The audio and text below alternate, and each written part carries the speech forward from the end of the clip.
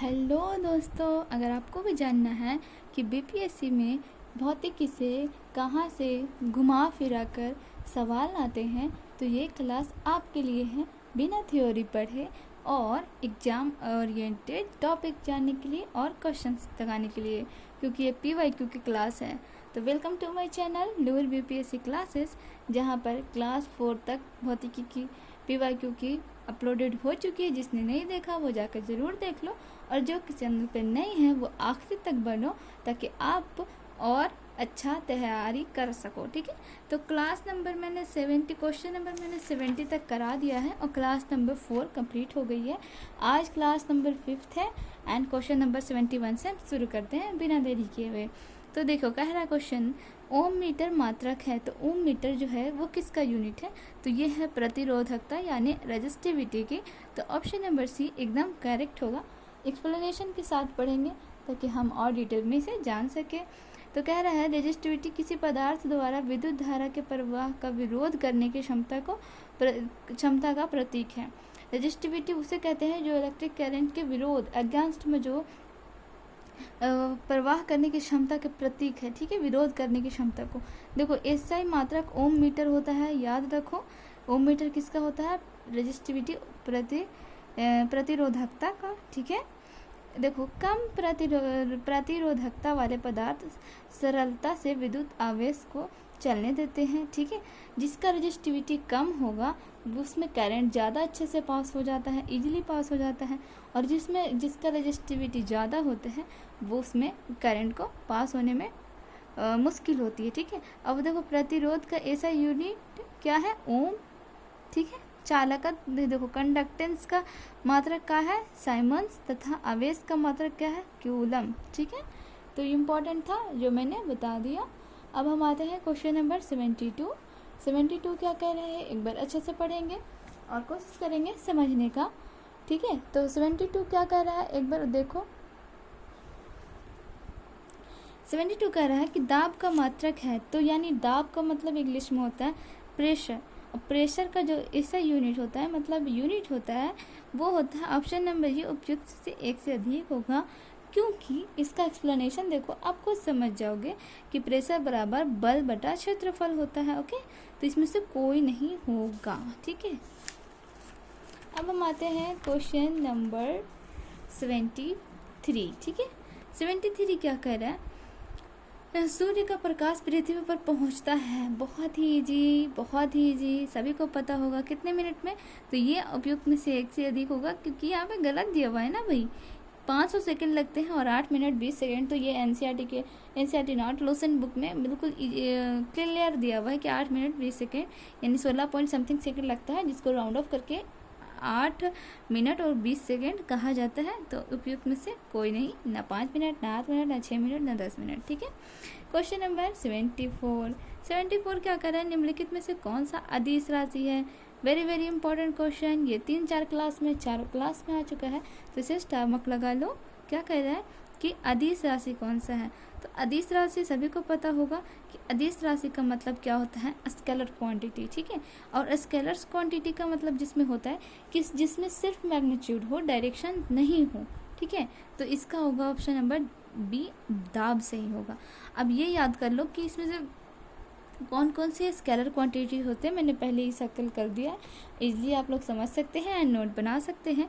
दूरी, चाल, द्रव्यमान, आयतन, घनत्व, ताप, कार्य, ऊर्जा, दाब, आवृत्ति, आवेश, विद्युत धारा आदि वही सदिश राशि वेक्टर क्वांटिटीज को व्यक्त करने हेतु परिमाण, दिशा दोनों के, देखो, परिमाण एवं दिशा का, ये किसको? देखो, दोनों आवश्यकता होती है, जैसे विस्थापन, त्वरण, बल। देखो, सदिश जो सदिश राशि है वो उसके एग्जाम्पल देखो, त्वरण, बल, वेग, भार, विद्युत, ये सब होते हैं। और अदिश राशि के देखो, चाल, द्रव्यमान, आयतन, घनत्व, तो ये सब होते हैं। तो समझ आ गया। अब हम आते हैं क्वेश्चन नंबर 75 कह रहा है, निम्नलिखित में से, और हाँ, हम मैंने पहले बताया था 147 क्वेश्चन है एंड हर क्लास में 20 क्वेश्चन करेंगे।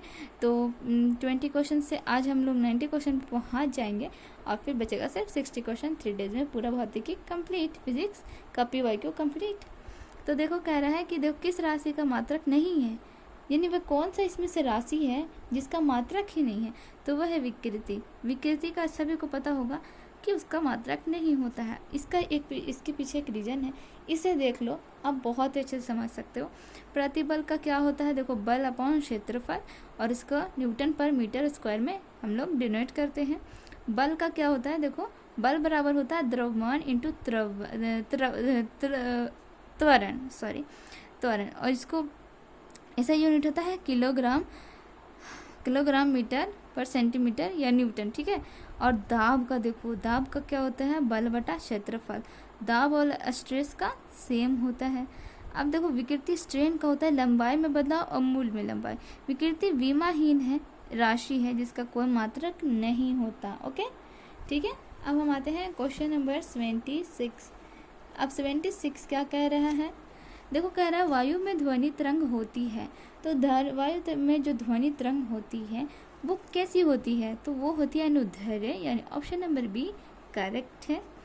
क्योंकि देखो ध्वनि रत जो तरंगे होती अनुदैर्घ्य यांत्रिक तरंगे होती है, क्योंकि अब ये इसका पीछे भी क्या रीजन है वो जान लेते हैं। क्योंकि ध्वनि तरंगे आगे बढ़ने हेतु माध्यम के कण के दिशा में समांतर कंपन करती है। मतलब जिस तरफ हमारा माध्यम होगा, माध्यम के कण होंगे, उसी तरफ हमारी ध्वनि जाएगी। ओके, अब आते हैं क्वेश्चन नंबर 77 में। 50 डिग्री सेल्सियस का मान फ़ारेनहाइट स्केल में करें। तो एक बात बता दूं कि स्केल सेल्सियस से फ़ारेनहाइट एंड फ़ारेनहाइट से सेल्सियस बदलने का जो फार्मूला है वो एक ही है, यहाँ पे आप देख सकते हैं और इजली आप लोग समझ जाओगे। इसे याद रख लेना। एक क्वेश्चंस बहुत बार, ये वाला बहुत बार नहीं, 2-3 बार तो आ गया है, ठीक है। तो इसका देखो, इसका होगा ऑप्शन नंबर बी राइट हो जाएगा। इसे सॉल्व करना होगा, जो आप लोग इसके तरीके से सॉल्व कर सकते हो। अब आता है क्वेश्चन नंबर 78। हर्ट्ज में क्या नापा जाता है, तो हर्ट्ज में हम क्या नापते हैं, फ्रीक्वेंसी यानी आवृत्ति। ये 4 बार चारों क्लास में रिपीट हुआ है। आप लोग नहीं यकीन है तो आप लोग पीछे जाके देख सकते हो, मैंने सारे क्लास में आवृत्ति का क्वेश्चन करवाया है और वो रिपीटेड है। तो इसे मैं स्टमक लगा देती हूँ, ऑप्शन नंबर ए राइट हो जाएगा। यानी अगर 4 बार रिपीट हुआ है तो हो सकता है हमारे एग्जाम में भी रिपीट हो, तो रेडी रहना। अब आता है क्वेश्चन नंबर 79। विद्युत धारा किस उपकरण से नापी जाती है। विद्युत धारा, इलेक्ट्रिक करंट, 10th का क्वेश्चन सभी को पता है, एमीटर, यानी ऑप्शन नंबर बी राइट है, ठीक है। अब आते हैं हम क्वेश्चन नंबर 80। क्या कह रहा है, जो विद्युत शक्ति की इकाई है, विद्युत शक्ति यानी इलेक्ट्रिकल पावर या इलेक्ट्रिकल एनर्जी। ओके, तो इसको वाट में हम मापते हैं, किस में, वाट में, ठीक है। कहते हैं ना हमारे नॉर्मल जो डोमेस्टिक बल्ब होते हैं, कहते हैं कितने वाट का है, 100 वाट का है, 50 वाट का है। तो हम वही जो विद्युत पावर होता है, जो इलेक्ट्रिकल पावर होता है, वही हम उससे बताते हैं। और यहाँ इम्पॉर्टेंट चीज़ देखो, अश्व शक्ति 1 हॉर्स पावर बराबर 440 वाट होता है, याद रखना, बिल्कुल भूलने वाली चीज़ नहीं है। एंड 1 किलोवाट घंटा बराबर 3 × 10⁻6 जूल, 1 यूनिट विद्युत ऊर्जा। कहते हैं ना हमारा वो जो मीटर है उसमें कितने यूनिट उठे हैं, तो ये याद रखो कि उस यूनिट को जो मापता है, जो हमारा किलोवाट घंटा होता है, वो कितने जूल, यानी 1 यूनिट बराबर जो होता है 3.6 × 10⁻6 जूल, उस इतना पावर के बराबर 1 यूनिट होता है। ओके, अब हम आते हैं क्वेश्चन नंबर 81। तो 81 क्या कह रहा है, देखो, और देखो 65 बीपीएससी का है, ठीक है। तो कह रहा है विद्युत धारा की इकाई है, oh my God, just repeated in the same year, not different, just year explain. तो ये देखो विद्युत धारा को एम्पियर में मापते हैं, मतलब इस ईयर में भी एंड नेक्स्ट ईयर में भी, पिछले साल में भी, अगले साल में भी पूछ ही दिया है इससे क्वेश्चन, तो भूलना मत, बहुत इंपॉर्टेंट है। स्टार्ट कर देती हूँ। अब देखो कह रहा है दृष्टि की खराब निकट दृष्टि को किस नाम से जाते हैं, तो आप लोग को सबको पता होगा ना कि जो निकट दृष्टि दोष होती है उसको इंग्लिश में क्या कहते हैं। इंग्लिश में सभी को याद होता है, इसलिए मैं ज़्यादातर कोशिश करती हूँ कि इंग्लिश में याद करा दूँ। तो इंग्लिश में उसे मायोपिया कहते हैं, ठीक है। नियर साइटेनेस यानी मायोपिया, और मायोपिया हमारा ऑप्शन मायोपिया है ही नहीं, तो यहाँ हो जाएगा ऑप्शन में से कोई नहीं। ओके, तो देख लो, इसका एग्जाम्पल पढ़ ले, एक्सप्लेनेशन थोड़ा सा पढ़ लेते हैं। देखो ऐसी समस्या, लेंस में फोकस दूरी घट जाने के लेंस की गुलाय हुए सब, ये सब जरूरी नहीं है। मैं थोड़ा सा फोकस दूरी केवल अवतल कॉनकेव लेंस का प्रयोग करते, स्पष्ट दृष्टि की न्यूनतम दूरी। देखो यहाँ ये इम्पोर्टेंट है कि जो हम लोग का नॉर्मल साफ देखने की जो पावर है वो 25 सेंटीमीटर है। ओके, और देखो दृष्टि दोष के लिए उत्तल लेंस तथा दूर दृष्टि के लिए किसी कौन से लेंस को इस्तेमाल करते हैं, उत्तल लेंस। ये बात इम्पोर्टेंट है, दूर के लिए उत्तल, और देखो और जरा दृष्टि दोष प्रेस बाय, दोनों के लिए बायफोकल लेंस का प्रेस बायोपिया जब हो जाता है, जब देखिए हमें जब निकट दृष्टि दोष यानी near sightedness and far sightedness दोनों एक साथ होता है तब हम उसे कहते हैं प्रेस बायोपिया। और प्रेस बायोपिया में बाईफोकल लेंस लगाया जाता है। उस जो चश्मा मिलता है ना, वो इजीली आप लोग बूढ़े लोगों के चश्मे में देख सकते हो कि उसमें बाईफोकल लेंस लगे होते हैं। ठीक है, अब आते हैं हम क्वेश्चन नंबर 83 क्या कह रहा है, जरा सा देखो, एक वस्तु का भार पृथ्वी की सतह पर मापने पर 100 mg न्यूटन है। ओके, आता है। ठीक है, इसका भार चंद्रमा पर सतह पर मापने पर कितना होगा। तो कॉमन लगाओ कि जो 1/6 पार्ट होता है वो चंद्रमा पे हम लोग, जैसे अगर 6 किलो के हैं तो वहाँ पर 0 हो जाएगा, तो 100 है तो 100/6 तो कितना हो जाएगा। तो मेरे ख्याल से ये होगा option number D, 16.7 Newton. Okay, यह याद रखेंगे और इसे भी देख सकते हो। ओके, अब हम आते हैं क्वेश्चन नंबर 84 क्या कह रहा है, देखो कह रहा है एलईडी, ठीक है, के संदर्भ में कौन सा कथन गलत है। तो एलईडी का कौन सा गलत पूछ रहा है, तो गलत ऑप्शन नंबर सी है कि इसमें पारा प्रयुक्त होता है जो मनुष्य के लिए हानिकारक होता है। अब इसका रियलिटी जान लेते हैं कि इसका क्या एक्सप्लेनेशन है। देखो एलईडी एक अर्धचालक उपकरण यानी सेमीकंडक्टर डिवाइस है, याद रखना इसको। इसका फुल फॉर्म होता है लाइट, मैं लिख दूं, लाइट इमिटिंग और डायोड, लाइट इमिटिंग डायोड होता है। ओके, और देखो ये सेमीकंडक्टर डिवाइस है जो विद्युत धारा यानी इलेक्ट्रिक करंट के प्रवाह पर प्रकाश उत्सर्जित करता है। प्रकाश जब इलेक्ट्रिक करंट पास होता है तो उससे प्रकाश निकलता है। इसकी लंबाई, अस्थायी क्षमता यानी लॉन्ग लास्टिंग कैपेसिटी, कम बिजली की आवश्यकता, तेज प्रक्रिया समय यानी फास्ट रिस्पॉन्स टाइम आदि के कारण ऑप्टिकल संचार। देखो किस किस चीज़ में एलईडी का इस्तेमाल होता है, ऑप्टिकल संचार। जिसे नहीं पता वो इसके बारे में ज़रूर रिसर्च करना कि ऑप्टिकल संचार क्या होता है, बहुत ही इंपॉर्टेंट है एंड इंटरेस्टिंग टॉपिक है। ठीक है, अब देखो अलार्म, सुरक्षा प्रणालियों, रिमोट नियंत्रित संचालन, रोबोटिक्स इत्यादि में उपयोग किया जाता है। इसके निर्माण में गैलियम फॉस्फाइड, पीले और हरे एलईडी, देखो कितना इंपॉर्टेंट है निर्माण के लिए। गैलियम फॉस्फाइड जो होता है वो पीले और हरे एलईडी से बनता है, गैलियम फॉस्फाइड से पीले और हरे एलईडी बनते हैं। इंडियम गैलियम से, नाइट्राइड से नीला और हरा एलईडी बनता है, आदि उपयोग में किए जाते हैं। तो बहुत ही इंपॉर्टेंट टॉपिक है, मैंने पहले ही स्टमक कर लिया है। क्वेश्चन नंबर देखो क्या कर रहा है 85 में, सौर भट्टी में प्रयुक्त होता है। तो सौर भट्टी में कौन सी लेंसेज प्रयुक्त, दर्पण, मिरर, कौन सी चीज़ होती है। तो ऑप्शन नंबर बी अवतल दर्पण होगा। देखो सौर भट्टी एक संरचनात्मक युक्ति है जिसका प्रयोग विशेषकर उद्योग क्षेत्र में उच्च तापमान पर उत्पादन हेतु ऊर्जा को केंद्रीकरण के लिए किया जाता है। सौर भट्टी में छोटे छोटे हजारों अवतल दर्पण का प्रयोग किया जाता है।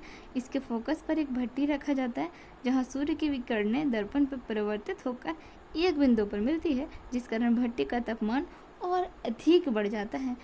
इससे लोहे जैसी धातु भी पिघलाए जाते हैं। सोचो कितना इम्पोर्टेंट है। ठीक है, नहीं दिखा, अब दिख जाएगा। ठीक है, क्वेश्चन नंबर 86 क्या कह रहे हैं, देखो 86 कह रहा है अति सूक्ष्म वस्तुओं को देखने के लिए प्रयोग किए जाने वाला प्रकाशिक उपकरण है। तो छोटे चीज़ को हम लोग किससे देखते हैं, एब्सोल्युटली माइक्रोस्कोप से देखते हैं। ऑप्शन नंबर ए एकदम करेक्ट है। तो इसका ये याद रखना, छोटे चीज़ को देखने के लिए माइक्रो में छोटा होता है, तो छोटा चीज़ को देखने के लिए माइक्रोस्कोप। दूर चीज़ को देखने के लिए, जैसे ब्रह्मांड का चीज़ को देखने के लिए, तो टेलीस्कोप। ठीक है, टेलीस्कोप याद रखने की चीज़ है, याद रखना। अब हम आते हैं क्वेश्चन नंबर 87 क्या है, अल्ट्रासोनिक तरंगे। तो वो क्या है और वो कैसे काम करते हैं, कितना। तो ये ऑप्शन नंबर बी होगा, 20 किलो हर्ट्ज से ज़्यादा आवृत्ति की ध्वनि तरंगे हैं। तो अल्ट्रासोनिक तरंगे उसे ही कहते हैं।